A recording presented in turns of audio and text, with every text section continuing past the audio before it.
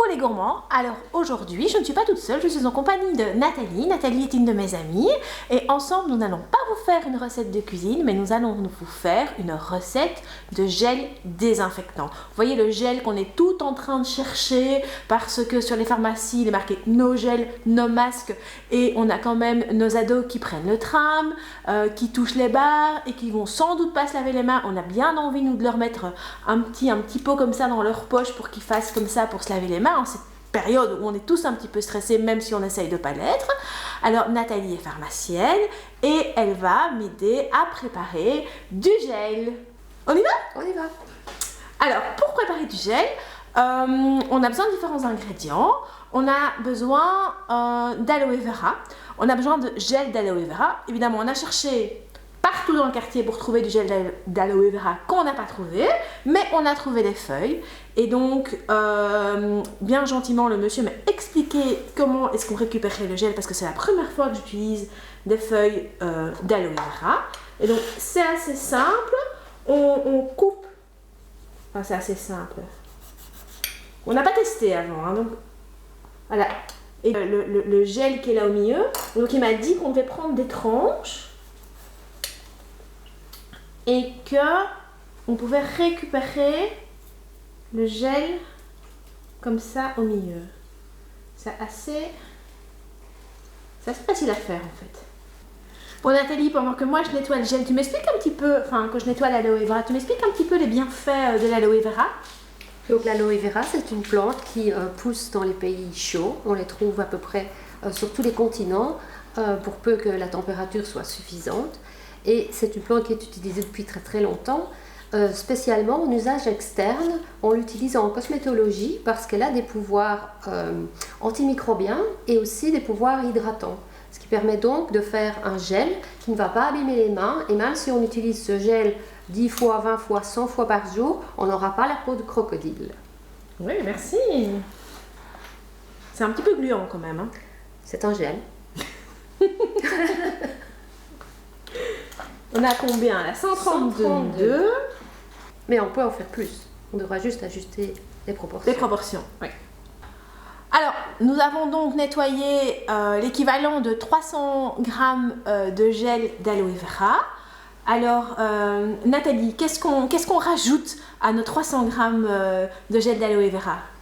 Alors, comme on veut que ce gel soit absolument désinfectant vu les circonstances actuelles, on va ajouter de l'alcool pharmaceutique, c'est donc de l'alcool à 70 degrés. Ok. Et donc on va en ajouter 60 ml, puisqu'on a 300 g de gel d'aloe vera.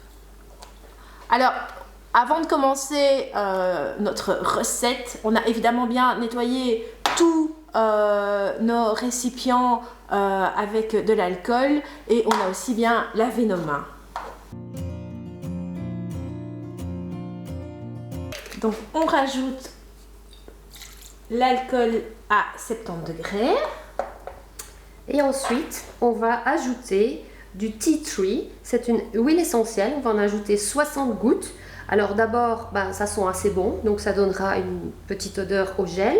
Et ensuite, ça a aussi des propriétés au niveau de la peau. Et ça aide aussi à empêcher d'avoir des infections ou des inflammations. Il paraît que c'est bien aussi de mettre une goutte de tea tree sur ta brosse à dents tous les jours. Il paraît que ça nettoie et que ça aide à avoir des gencives saines. Tu conseilles ça aussi? Oui, c'est vrai, on peut l'utiliser aussi sur sa brosse à dents. Et c'est aussi une huile essentielle qu'on utilise chez les adolescents pour leur acné notamment. Donc on peut utiliser ça sur les boutons d'acné. Mais ça on mélange d'abord avec de l'huile d'amande douce ou quelque chose comme ça. Hein. Oui. Tout à fait. Donc on n'utilise jamais les huiles essentielles de manière primaire, on les mélange toujours avec une autre huile pour justement pas abîmer sa peau. Je dis pas de bêtises. Elle est concentrée. On sait juste, je suis en train de compter les gouttes. J'en ai à 20. Et voilà, super. 60 gouttes. 60 gouttes. Et après, qu'est-ce qu'on rajoute? Et donc, après ça, on va ajouter une cuillère d'huile d'olive. Ok. En fait, la recette en contient 2.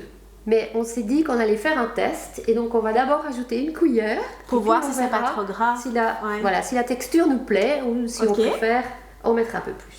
On y va, donc on rajoute là une cuillère d'huile d'olive. La soupe. Ouais. Et voilà. Et moi, je vais mixer le tout. Oui. Donc voilà, nous avons donc mixé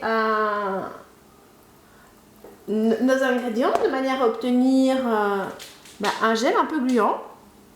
Faut le dire. C'est un test, on n'avait pas testé avant. Bon, on y va, le test? Bon, ça sent... Comment dire? Le titri tout seul sent meilleur que mélangé avec l'aloe vera. Je pense que vous pouvez rajouter des gouttes essentielles de menthe ou d'orange, peut-être, pour... Peut-être. Mais ça va, ça pue pas. Et ça n'est pas gras. Et ça n'est pas gras. Donc je pense qu'une cuillère, on a eu raison de mettre qu'une cuillère. C'est pas gras, ça rentre dans la peau. Ensuite, on va remplir nos petits récipients. Tout à fait. On va prendre un Je pense qu'on entonnoir. va avoir besoin de l'entonnoir. Et moi je tiens et toi tu remplis. Ou le contraire. Une petite louche. Voilà, avec la cuillère. Ouais, avec la cuillère.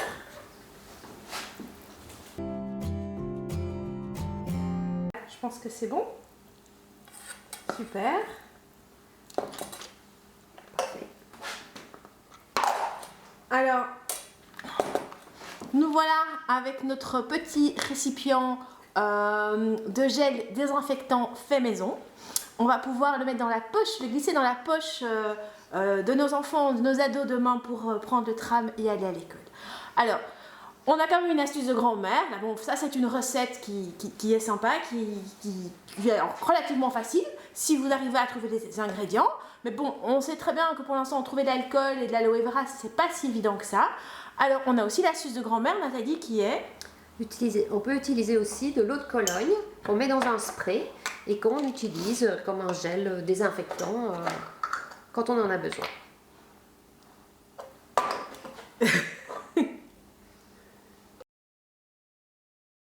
Et voilà. Et voilà, et ça sent...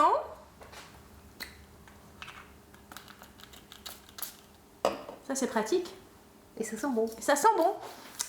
Et donc voici nos deux petites astuces pour vous laver les mains. Évidemment, du savon et de l'eau, ça marche aussi parfaitement et c'est encore mieux.